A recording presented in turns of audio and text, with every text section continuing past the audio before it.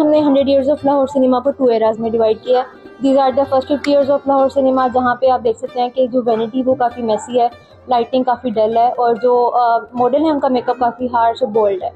And then आता है हमारा वार्डरोब, जिसमें हमने दिखाया कि क्या डिफरेंस था, कितने हैवी कपड़े होते थे, Bukesh work, hand work, heavy bottles होते थे और आहिस्ता आहिस्ता हम मिनिमल क्लॉथ्स की तरफ मूव करते हैं। Basically the journey of Lahore.